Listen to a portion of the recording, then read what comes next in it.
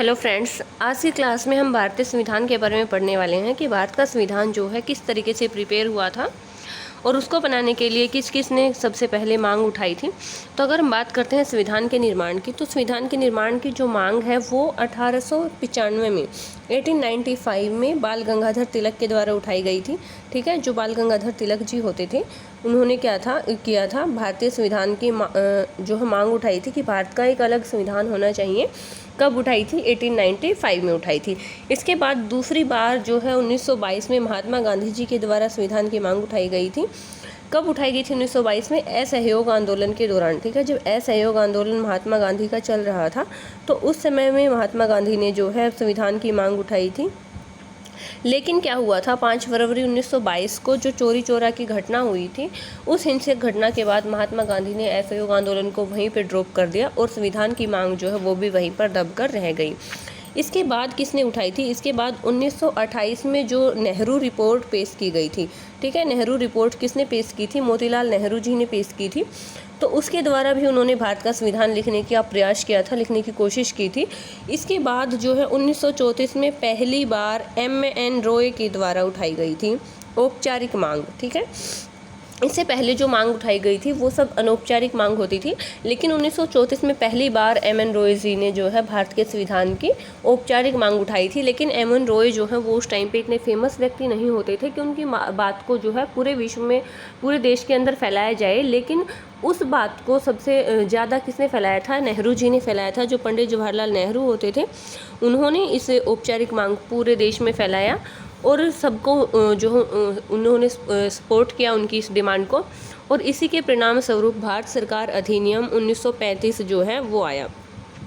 भारत सरकार अधिनियम 1935 का जो भारत सरकार अधिनियम है उसको क्या कहा जाता है? उसको मिनी कॉन्स्टिट्यूशन ऑफ इंडिया भी कहा जाता है, क्योंकि इस में जो है सबसे पहले भारतीय संविधान का एक लिखित रूप हमें मिला था, जिसमें कुछ रूल एंड रेगुलेशंस जो है भारतीयों को कुछ अधिकार दे दिए गए थे, और इसी की वजह से इसको क्या कहा जाता है? मिनी कॉन्स्टिट्यूशन ऑफ इंडिया, यानी कि भारत का लघु संविधान।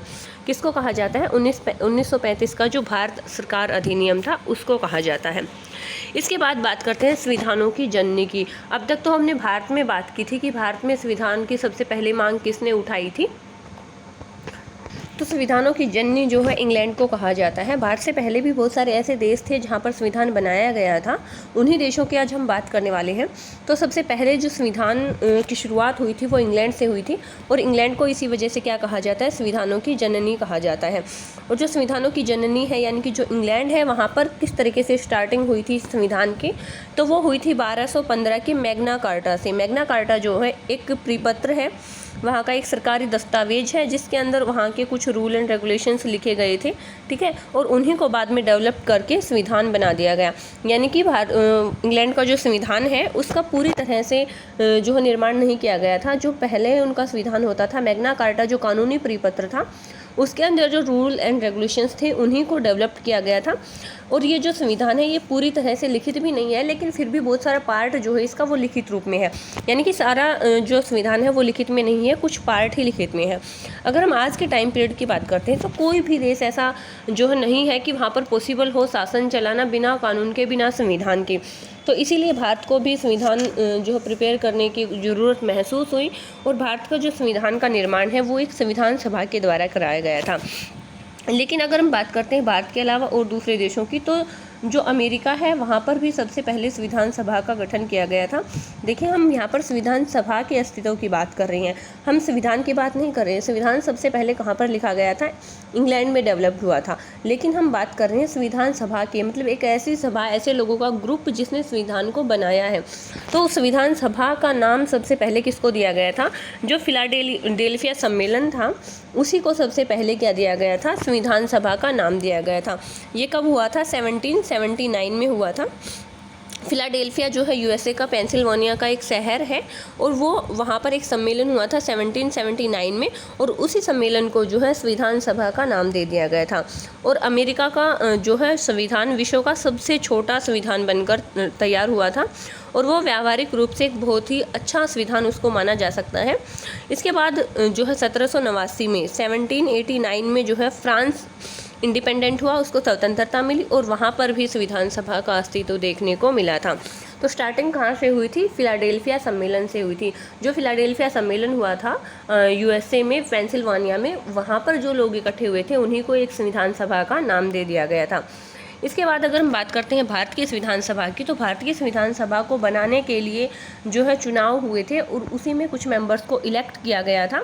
भारतीय संविधान जो है एक लिखित संविधान है और उसको बनाने के लिए जो संविधान सभा का गठन हुआ था वो 15 अगस्त 1947 से पहले ही हो गया था, जब हमें आज़ादी भी नहीं मिली थी। उसी टाइम पे जो है 1947 से पहले ही संविधान सभा का गठन हो गया था।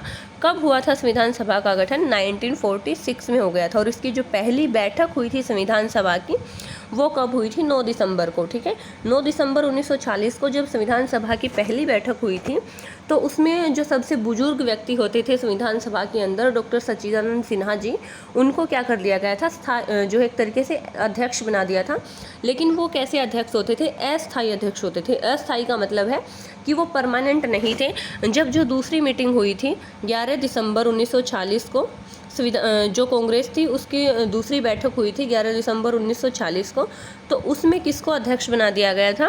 उसमें अध्यक्ष बना दिया गया था डॉक्टर राजेंद्र प्रसाद जी को। ठीक है, क्योंकि जो सच्चिदानंद सिन्हा जी थे, जो कि पहली मीटिंग में जो 9 दिसंबर 1940 को हुई थी उसमें उनको अध्यक्ष बना दिया गया था। लेकिन 11 दिसंबर 1940 को होने वाली जो बैठक थी उसमें डॉक्टर सच्चिदानंद सिन्हा की तबीयत खराब हो जाने की वजह से डॉक्टर राजेंद्र प्रसाद जी को स्थायी अध्यक्ष बना दिया गया था। इसके बाद जो जवाहरलाल नेहरू हैं उन्होंने संविधान सभा के बारे में क्या कहा है?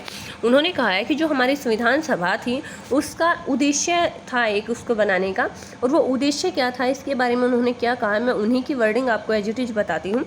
तो जवाहरलाल नेहरू जी जो थे उन्होंने कहा था कि ये जो सभा बनाई गई है इसका जो पहला कार्य है वो भारत के लिए नया संविधान बनाकर भारत को स्वतंत्र करना है और भूखे लोगों को भोजन उपलब्ध कराना है, जो नंगे लोगों को जो है कपड़ा उपलब्ध कराना है, और प्रत्येक भारतीय को विकास के पूर्ण अवसर उपलब्ध कराने हैं, जिससे कि वो अपना पूरी तरीके से विकास कर सके, अपना डेवलपमेंट कर सके। ये जवाहरलाल नेहरू जी ने जो है संविधान सभा का उद्देश्य बताया था। जो संविधान सभा थी उसमें बहुत सारे लोगों को शामिल किया गया था, उन सब का जो है चुनाव हुआ था एक तरीके से। लेकिन कुछ ऐसे लोग भी थे जो विधि विशेषज्ञ यानी कि कानूनों को जानने वाले थे, वकील थे या फिर राजनेता थे, उनको भी शामिल कर लिया गया था। तो वो लोग कौन कौन से थे? वो लोगों में जो है डॉक्टर राजेंद्र प्रसाद जी थे, इसके अलावा जवाहरलाल नेहरू थे।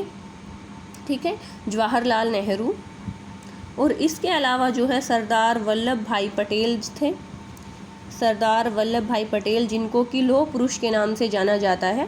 लौह पुरुष के नाम से इनको क्यों जाना जाता है? क्योंकि जब भारत आज़ाद हुआ था 1947 को, तो उस टाइम पे 562 देशी रियासतें होती थी, और वो 562 देशी रियासतें जो थी उनको एक करने का काम किन्होंने किया था? सरदार वल्लभ भाई पटेल ने किया था, जो कि एक बहुत ही मुश्किल काम होता था। और इसी वजह से उनको सरदार वल्लभ भाई पटेल को जो है लौह पुरुष के नाम से जाना जाता है। हालांकि 3 ऐसी देशी रियासतें थी जिनको वो इकट्ठा नहीं कर पाए थे, जूनागढ़ और जो है आंध्र प्रदेश और जो है जम्मू कश्मीर। लेकिन जम्मू कश्मीर जो है उसको भी अब 370 जो धारा थी उसको हटाने के बाद भारत में मिला लिया गया है, और जो जूनागढ़ और हैदराबाद थी उनको भी उसी टाइम पे मिला लिया गया था भारत के अंदर कुछ टाइम बाद। ये 3 देशी रियासतें जो है ऐसी थी जिनको बाद में मिलाया गया था। इसको आगे वाली आने वाली जो क्लासेस हैं उसमें जो है इसको डिटेल में पढ़ेंगे। अभी हम बात करते हैं ड्राफ्ट कमेटी की। जो संविधान सभा थी उसके अंदर एक ड्राफ्ट कमेटी बनाई गई थी। ये जो ड्राफ्ट कमेटी है इसके अध्यक्ष कौन होते थे?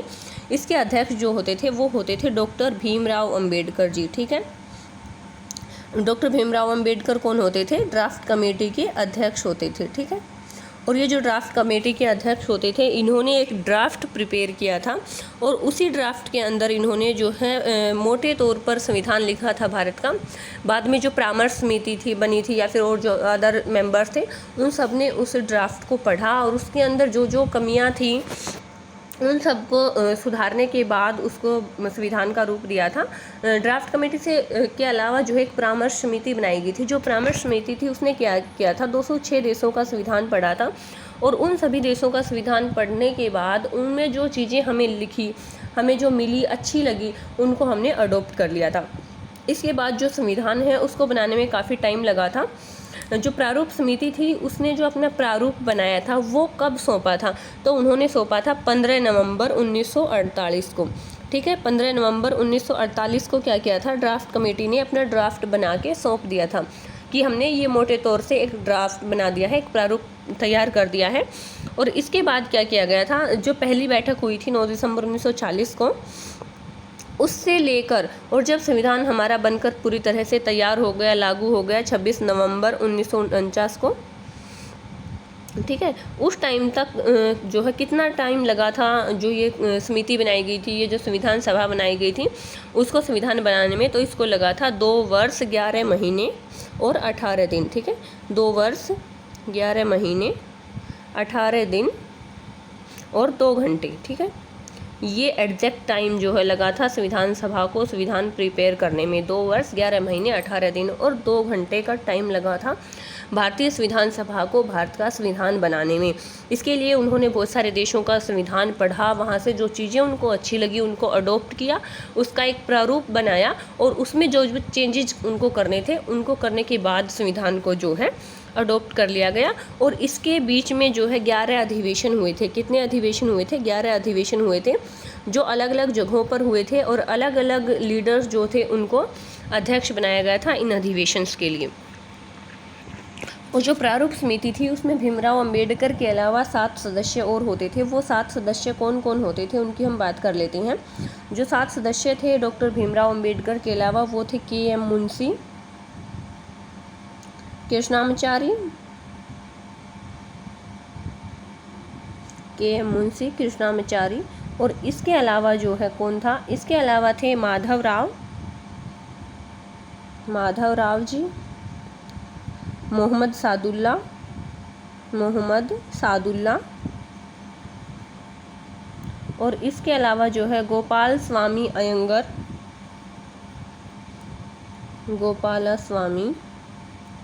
अयंगर और जो है कृष्णा स्वामी भीमराव।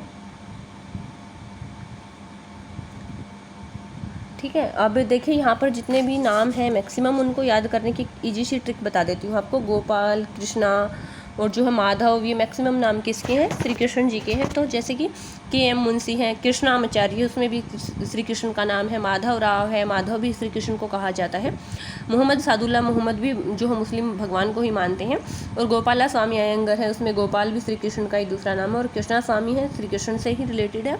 और इसके अलावा एक सदस्य थे जिनकी मृत्यु हो गई थी। तो वो कौन से सदस्य थे जिनकी इस समिति के सदस्य के रूप में ही मृत्यु हो गई थी? तो वो थे डी.पी. खेतान। ठीक है, ये क्वेश्चन भी इम्पोर्टेंट हो जाता है, कई बार पूछ लिया जाता है कि प्रारूप समिति के ऐसे व्यक्ति कौन थे जिसकी जो है मृत्यु हो गई थी। तो वो डी.पी. जो है खेतान थे। और डी.पी. खेतान की मृत्यु के बाद उनकी जगह पर गोपाला स्वामी अयंगर को चुना गया था। किसको चुना गया था? गोपाला स्वामी को जो है चुना गया था डी.पी. खेतान की जगह पर, क्योंकि डी.पी. खेतान की मृत्यु हो गई थी। इसके बाद अगर सबसे महत्वपूर्ण समिति की बात करते हैं तो सबसे महत्वपूर्ण समिति यही थी, प्रारूप समिति।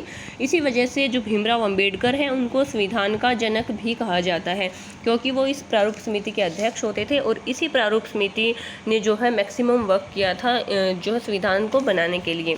इसके बाद बात आती है भारत में संविधान सभा के निर्माण की मांग। भारत में संविधान सभा के निर्माण की मांग किसने उठाई थी, कब उठाई थी?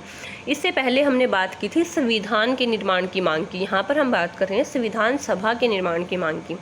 तो सबसे पहले जो संविधान सभा के निर्माण की मांग थी वो 1922 में महात्मा गांधी के द्वारा उठाई गई थी। महात्मा गांधी ने 1922 में अपना एक लेख लिखा था। उसमें उन्होंने क्या कहा है कि जो मैं उन्हीं की वर्डिंग आपको बताती हूँ। स्वराज्य ब्रिटिश लोगों का मुफ्त तोहफा नहीं होगा, यह भारतीय भावनाओं का पूर्ण अभिव्यक्ति की घोषणा होगा। और यह कहना कि इसकी अभिव्यक्ति संसद के अधिनियम द्वारा होगी, ठीक है, बिल्कुल सही है, लेकिन यह बात भारत के लोगों को घोषित इच्छाओं का केवल मात्र शिष्टाचार के नाते अनुमोदन होगा। यानी कि जो भारतीयों के लिए संविधान बनाया जाएगा उसमें भारतीय लोगों की भावनाओं का पूरे तरीके से ख्याल रखा जाएगा और उनकी जो स्वतंत्रता का भी पूरे तरीके से ख्याल रखा जाएगा। अगर हम व्यक्तिगत स्तर पर बात करते हैं तो 1924 में जो नेहरू जी थे उन्होंने भी संविधान सभा की मांग उठाई थी और दलीय स्तर पर 1929 में स्वराज्य की मांग को जो है पारित किया गया था। जो कार्यकारिणी सभा होती थी ब्रिटिश की, या फिर उसमें भारतीय लोगों को भी शामिल किया गया था, उसके अंदर जो है सबसे पहले संविधान की मांग उठाई गई थी। और वहाँ पर जो प्रस्ताव पारित किया गया था 1929 में, जो ब्रिटिश कार्यकारिणी के अंतर्गत जो है काम करते थे, वहाँ पर उसमें जो प्रस्ताव पारित किया गया था उसको श्वेत पत्र यानी कि संवैधानिक प्रपत्र, ठीक है, श्वेत प्रपत्र कहा जाता था। और जो श्वेत पत्र था उसमें कहा था कि जो श्वेत पत्र का एकमात्र संतोषजनक विकल्प है वो वयस्क मताधिकार या फिर इसके अधिक से अधिक समकक्ष आधार पर चुनी गई संविधान सभा द्वारा संविधान का निर्माण करना है। देखिए, वयस्क मताधिकार का मतलब है कि जो 18 साल से ऊपर के लोग थे उन सबको वोट डालने का अधिकार है, ये वयस्क मताधिकार है। इसमें हम किसी भी जाति, धर्म, इन सब चीज़ों को नहीं देखते हैं, इसमें सभी इक्वल होते हैं। इसके अलावा ये जो कार्यकारिणी का प्रस्ताव पारित किया गया था 1929 में, इसके बाद 1935 में क्या किया गया था कि जो भारतीय राष्ट्रीय कांग्रेस है उसने अपना वार्षिक अधिवेशन किया था और उस वार्षिक अधिवेशन में इस प्रस्ताव को स्वीकार कर लिया गया था। और संविधान सभा के निर्माण की मांग भारतीय राष्ट्रीय कांग्रेस के द्वारा जो है लगातार दोहराई जा रही थी, बार बार उसकी मांग जो है की जा रही थी। और इसी के बारे में जो है 1936 में जो फैजपुर का अधिवेशन हुआ था, 1936 में फैजपुर अधिवेशन हुआ था, उसमें जो है एक बात कही गई थी, वो क्या थी कि कांग्रेस भारत में एक विश्वसनीय लोकतांत्रिक राज्य की मांग करती है। लोकतांत्रिक राज्य का मतलब है एक डेमोक्रेटिक कंट्री। डेमोक्रेसी में क्या होता है कि लोगों का शासन होता है। लोकतंत्र का मतलब यही है कि लोगों का शासन होगा। लोकतंत्र में जो सरकार होती है वो लोगों के द्वारा चुनी जाती है। लोग अपने प्रतिनिधि, अपने रिप्रेजेंटेटिव चुनकर भेजते हैं और उन्हीं रिप्रेजेंटेटिव के द्वारा जो है शासन चलाया जाता है। तो ये कैसे जो है सिस्टम होता है, लोकतांत्रिक सिस्टम होता है, लोकतांत्रिक प्रणाली होती है। और हमें एक ऐसे लोकतांत्रिक राज्य की हम मांग कर रहे हैं जिसमें राजनीतिक शक्ति पूरी तरह से जनता के पास हो, ठीक है। और इस तरीके का राज्य जो कि एक ऐसा लोकतांत्रिक राज्य हो जिसमें सभी स्वतंत्रता से रहें, वो सिर्फ एक वयस्क मताधिकार के द्वारा चुनी गई जो संविधान सभा है उसी के द्वारा आ सकता है। और इसके बाद क्या हुआ था, इसके बाद 12 नवंबर को, ठीक है, 12 नवंबर 1932 को जो है एक पत्रिका मतलब प्रकाशित की थी महात्मा गांधी जी ने। उसका नाम क्या था, उसका नाम था हरिजन। ये जो हरिजन नाम का पत्र महात्मा गांधी ने प्रकाशित किया था, इसमें भी उन्होंने लिखा है कि जो भारत है उसमें एक संविधान सभा की स्थापना जो है की जानी चाहिए, संविधान सभा का निर्माण किया जाना चाहिए ताकि एक अच्छा संविधान जो है पारित किया जा सके। और ये जो डिमांड थी संविधान के निर्माण की, इसकी तरफ जो सकारात्मक दृष्टिकोण है वो कब दिखाया था ब्रिटिश ने, वो 1940 में दिखाया था। 1940 में जो है उन्होंने एक जो प्रस्ताव पारित किया था जिसको कि अगस्त प्रस्ताव के नाम से जाना जाता है। इसको हम नेक्स्ट टॉपिक में पढ़ेंगे। इसके बाद बात आती है द्विराष्ट्र सिद्धांत की। देखिए, जो मुस्लिम लीग थी और कांग्रेस थी उसमें डिवाइड हो गए थे। इंडियन जितने भी प्रमुख इंडियन लीडर थे वो या तो कांग्रेस में शामिल थे या फिर मुस्लिम लीग में शामिल थे। तो जो लाहौर अधिवेशन हुआ था 1940 में, उसमें द्विराष्ट्र सिद्धांत को स्वीकार किया गया था मुस्लिम लीग के द्वारा भी और जो है जो कांग्रेस थे उसके द्वारा भी। अब द्विराष्ट्र सिद्धांत का मतलब क्या था कि जो भारत है उसको 2 पार्ट्स में डिवाइड कर दिया जाएगा। एक पार्ट जो है वो हिंदू होगा और दूसरा जो है मुस्लिम होगा। इसी तरीके से भारत और जो है पाकिस्तान बन गए थे, 2 हिस्से हो गए थे देश के। इसके बाद बात आती है संविधान सभा की मांग के प्रति ब्रिटिश का क्या जो है दृष्टिकोण था, क्या उनका एटीट्यूड था। British attitude towards the demand of constituent assembly. जो कॉन्स्टिट्यूएंट असेंबली थी, संविधान सभा थी, उसका प्रति जो है ब्रिटिश का क्या दृष्टिकोण था। तो अगर उसकी बात हम करते हैं तो सबसे पहले बात आती है अगस्त प्रस्ताव की। देखिए, अगस्त प्रस्ताव क्या था, इसकी हिस्ट्री मैं आपको पहले थोड़ी सी बता देती हूँ। मार्च 1940 में क्या हुआ था, जो भारतीय थे उन्होंने एक प्रस्ताव जारी किया था। वो चाहते थे कि भारत का एक अलग संविधान बने, इसीलिए उन्होंने जो कांग्रेस का अधिवेशन हुआ था बिहार में, ठीक है, कांग्रेस का एक अधिवेशन हुआ था बिहार में। कब हुआ था, 1940 में हुआ था। ये जो अधिवेशन हुआ था बिहार में 1940 में, इसमें उन्होंने कहा था कि वो केंद्र में, सेंटर में एक ऐसी सरकार चाहते हैं जो कि अंतरिम सरकार हो और उसमें क्या हो, कांग्रेस को अगर इस तरीके की सरकार हमें बनाने की परमिशन मिल जाती है तो हम जो सेकेंड वर्ल्ड वॉर होगा, द्वितीय विश्व युद्ध जो होगा, उसमें हम ब्रिटिश का सहयोग करेंगे। जो कांग्रेस का ये प्रस्ताव था, इसके जवाब में जो लॉर्ड लिनलिथगो थे, कौन होते थे उस टाइम पे वायसराय, उस टाइम पे वायसराय जो है लॉर्ड लिनलिथगो होते थे। उन्होंने एक प्रस्ताव पारित किया था जिसको कि किसके नाम से जाना जाता है, अगस्त प्रस्ताव के नाम से जाना जाता है। ये कब उन्होंने प्रस्तुत किया था, ये किया था उन्होंने 8 अगस्त 1940 को।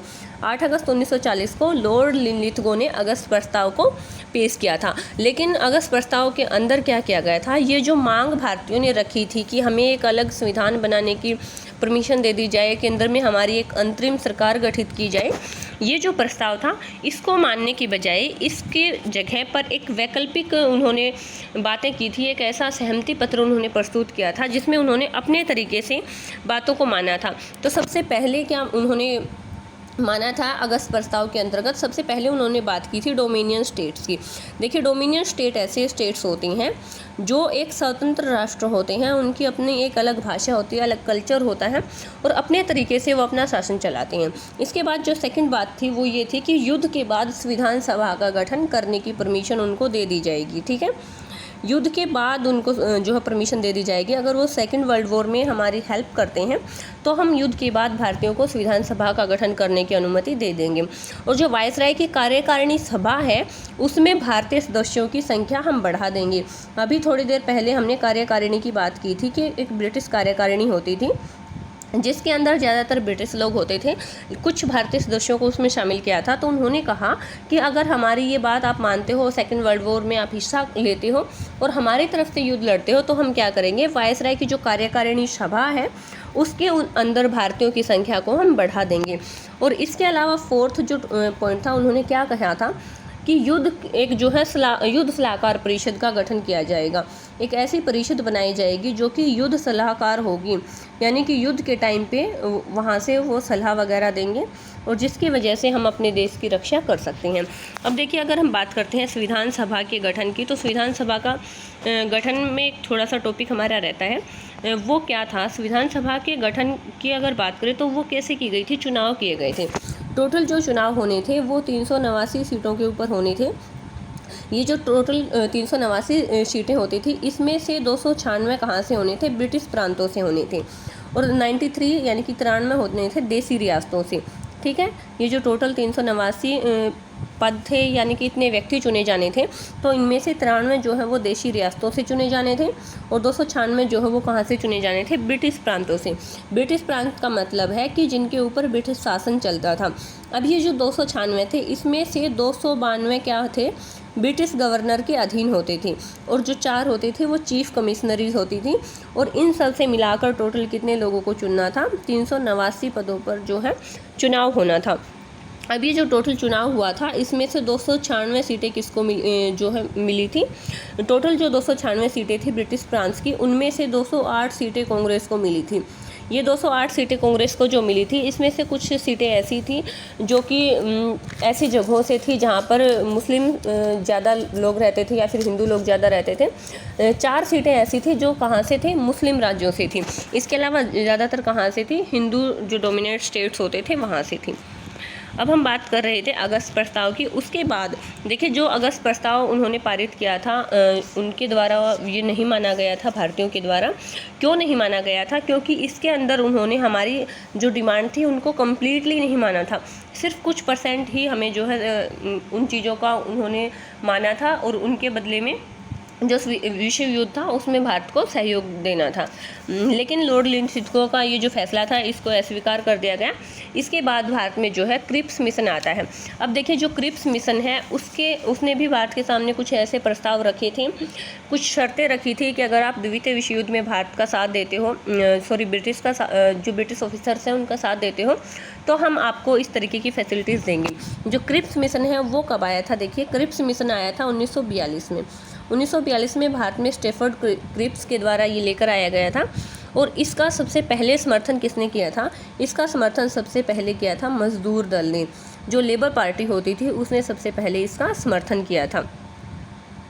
अब देखिए, ये जो क्रिप्स मिशन आया था इसमें उन्होंने क्या कहा था, तो उन्होंने कहा था, एक तो उन्होंने ये बोला था कि जो जैसे कि अगस्त प्रस्ताव में उन्होंने बोला था कि भारतीय संघ की स्थापना की जाए, डोमिनियन स्टेट्स की स्थापना की जाए, जिसमें प्रांत और देशी रियासतों को शामिल किया जाए।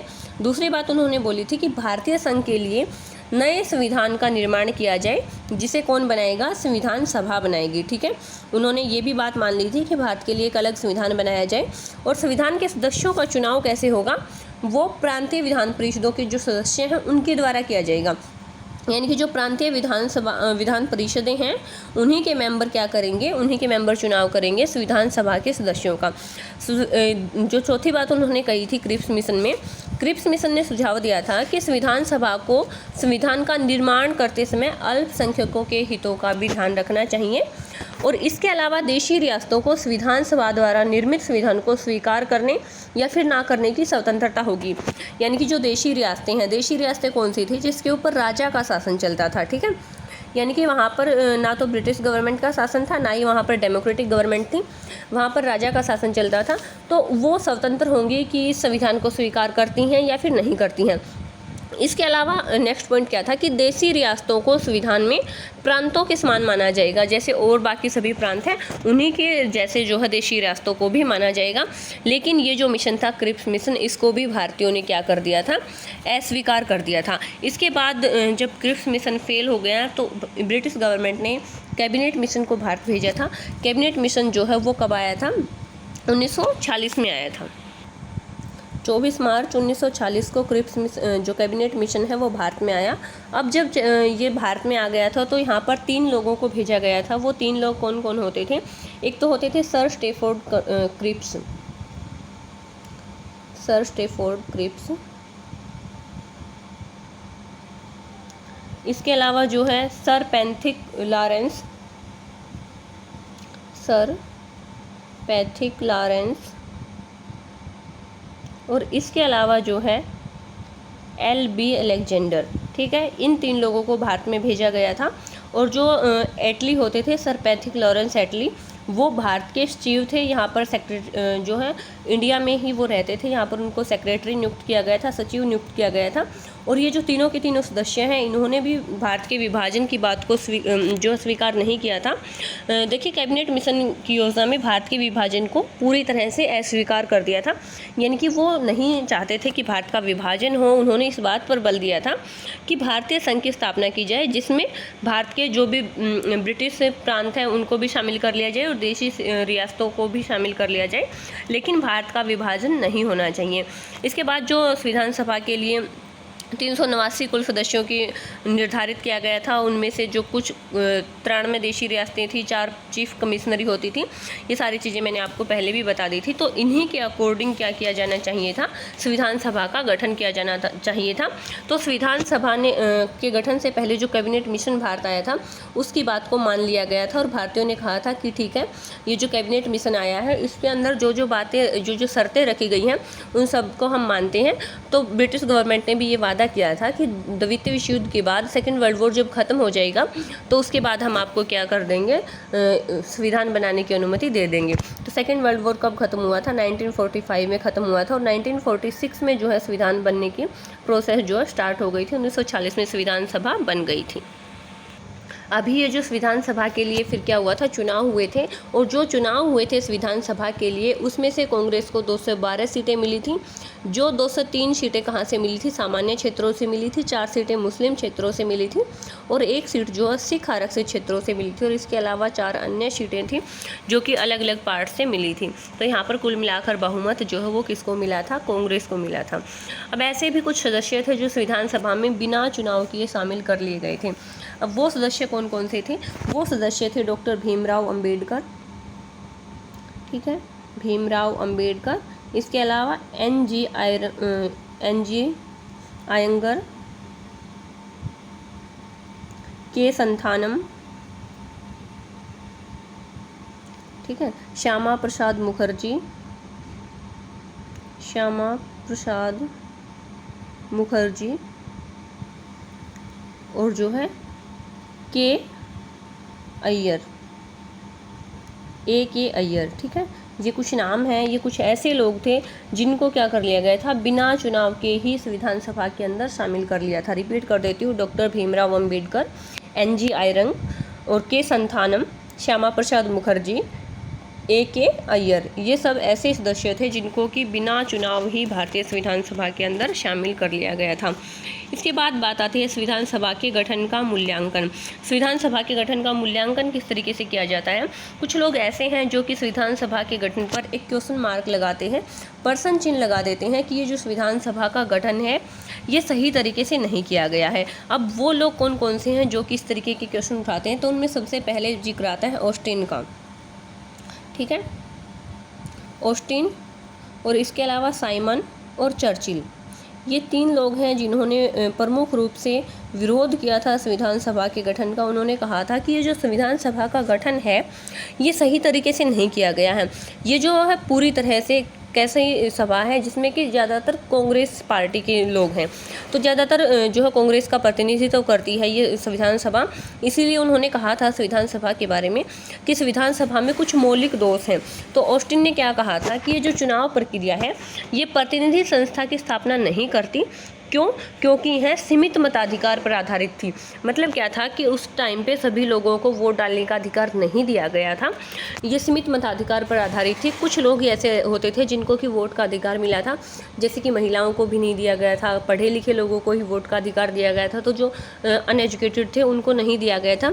इसके अलावा जो देशी रियासतें थी, जैसे कि हमने अभी बात की थी कि 92 सीटें ऐसी थी जिनके ऊपर जो है +1, ठीक है, जिनके ऊपर क्या था, देशी रियासतों का शासन था। तो जो देशी रियासतें थी उन्होंने क्या किया था, वहाँ पर चुनाव नहीं हुआ था, राजा ने ऐसे ही किसी भी इंसान को भेज दिया था। राजा जिसको अपना विश्वसनीय मानता था उसको ऐसे ही चुन के अपनी तरफ से भेज दिया था। तो वहाँ पर जनता का कोई रोल नहीं था, ठीक है ना, क्योंकि वहाँ पर ऐसे ही उनको चुनकर भेज दिया गया था। तो इस तरीके से वो मानते हैं ऑस्टिन कि ये जो एक तरीके से उन्होंने संविधान सभा बनाई है ये सही तरीके से नहीं बनाई।